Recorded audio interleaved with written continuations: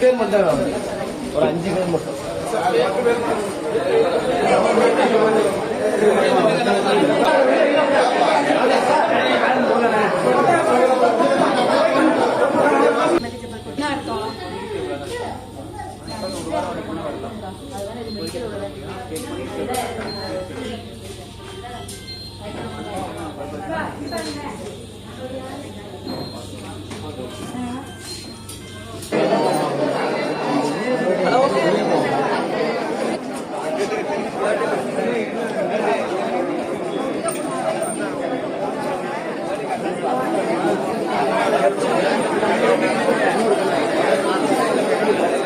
வாங்க வாங்க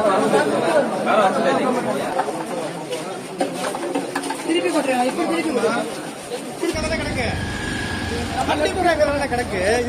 கேளுங்க தலைவர்.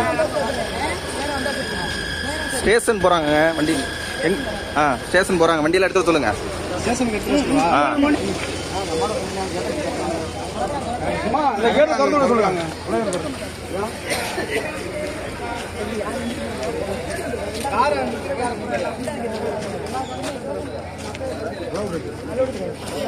தலைவர் வந்திருக்காங்க. ஒரு வண்டி தான், வேற எந்த வண்டி ஒரு வண்டி தான்.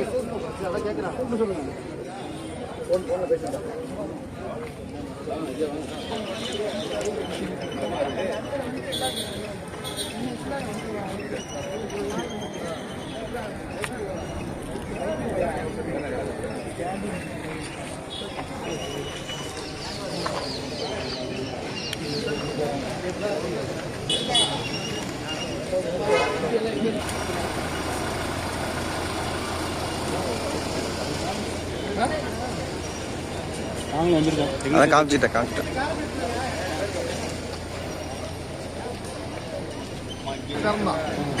இந்த படம் வந்து சாவுக்கு காரணமா இன்ஃபர்மெண்ட் விவசாயிங்க. இந்த முழுக்க லாண்ட் டிஎஸ்பி அந்த அம்மா மட்டும் நம்ம இருக்கிற டிஎஸ்பி பேசிட்டு நம்ம சரி அந்த ஹோல்சேல போய் பேசிட்டு வந்தீங்கன்னா போயிட்டு வந்தீங்களா?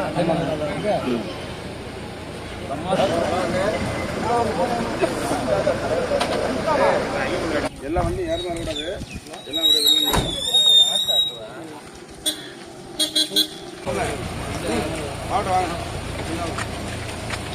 ஐயா போங்க மண்டலம்.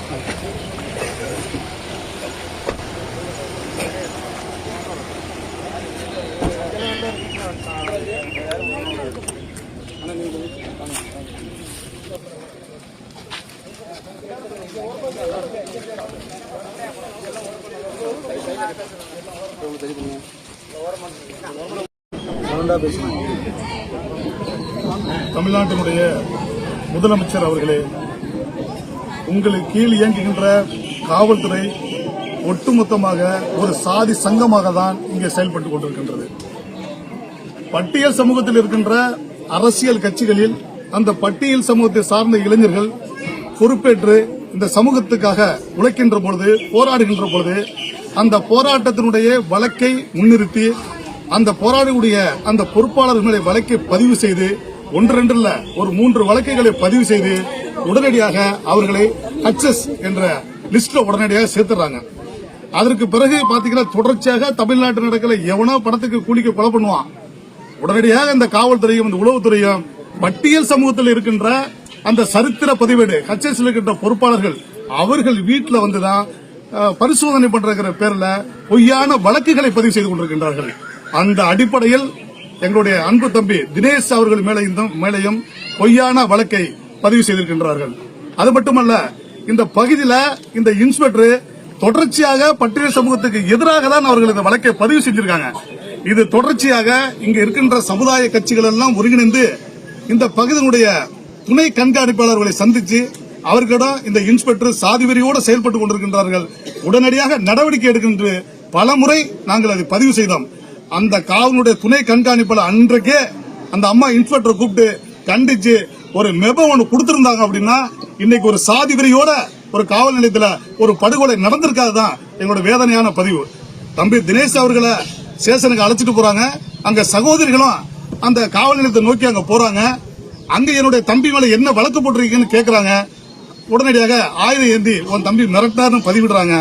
என் தம்பி அப்படியெல்லாம் பண்ணல, உடனடியாக என் தம்பியை விடுதலை பண்ணுங்கன்னு சொல்லி அந்த காவல் நிலையத்துக்கு முன்னாடியே மருந்து எடுத்து குடிக்கிறாங்க. கிட்டத்தட்ட ஒரு 18-20 காவலர்கள் அங்க இருக்கிறாங்க. அந்த பொண்ணு மருந்தை எடுத்த உடனே அந்த பாதுகாக்கிறது கூட அங்க காவலர்கள் தயாரா இல்ல. சாதி நுடித்த நாய்கள் அங்கதான் அங்க அந்த காவல்துறை அதிகாரிகள் செயல்பட்டு இருக்காங்க. இதை விட ஒரு தமிழ்நாட்டினுடைய சாதிய கொடுமை எங்காச்சும் உண்டா, வன்கொடுமை எங்காச்சும் உண்டா? அந்த பொண்ணை அதுக்கு பிறகு பைக்ல தூக்கிட்டு போயிட்டு இருக்காங்க. அவங்க அக்கா, அவங்க தங்கச்சி, பெண்கள் தூக்கிட்டு போயிருக்காங்க. ஆண்கள் முழுக்க காவல்துறை விட்டு விரட்டி இருக்காங்க. பெரிய ஒரு சாதிய ஒடுக்குமுறை நடந்திருக்கு.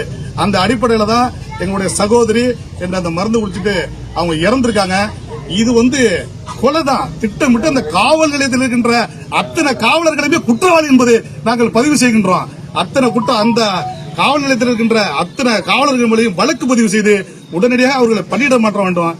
அது மட்டுமல்ல, அந்த காவல் நிலையத்தினுடைய அந்த காய்வாள் ஆய்வாளர்களை உடனடியாக பணியிட நீக்கம் செய்து உடனடியாக SC/ST ஆக்ட்ல அவங்கள கைது பண்ணணும். கைது பண்ணாத வரையும் ஒட்டுமொத்தமாக இருக்கின்ற தமிழ் குடிகள், தமிழ் சமூகங்கள், தேவேந்திர குல சமூகத்தை சார்ந்தவர்களெல்லாம் இங்கே போராட்டத்தை முன்னிட்டு நடத்துவோம் என்பதை தெரிவித்துக் கொள்கின்றேன். நன்றி.